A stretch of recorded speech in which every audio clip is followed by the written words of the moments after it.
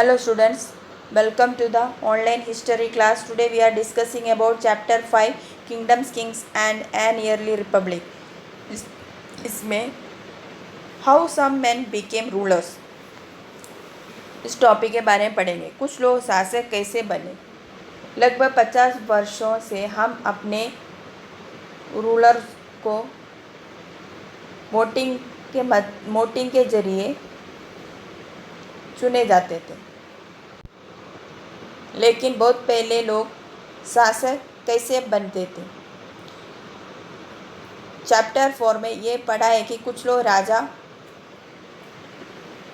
जन यानी लोगों द्वारा चुने जाते थे, परंतु करीब 3000 साल पहले राजा बनने की इस प्रक्रिया में कुछ परिवर्तन दिखाई दिए।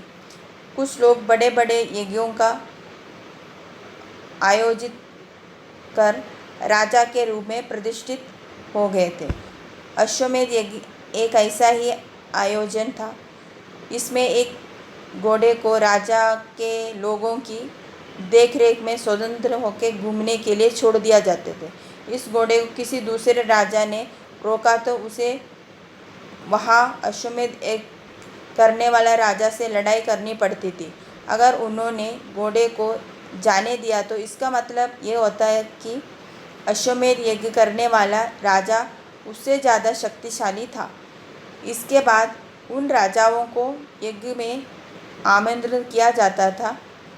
यह यज्ञ विशिष्ट पुरोहितों द्वारा संपन्न किया जाता था। इसके लिए उन्हें उपहारों से सम्मानित किया जाता था। अश्वमेध यज्ञ करने वाला राजा बहुत शक्तिशाली माना जाता था। यज्ञ में आमंत्रित सभी राजा उसके लिए उपहार लाते थे।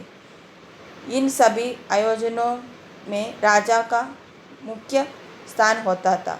उसे राजसिंहासन पर बिठाया जाता था।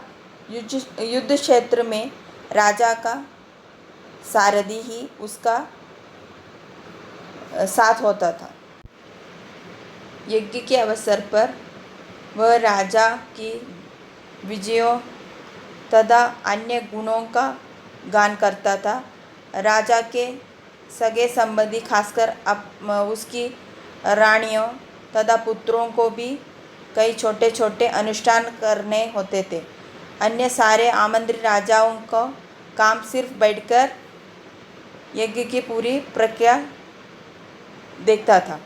राजा के ऊपर पुरोहित पवित्र जल छिड़काव करके साथ साथ अन्य कई अनुष्ठान करता था।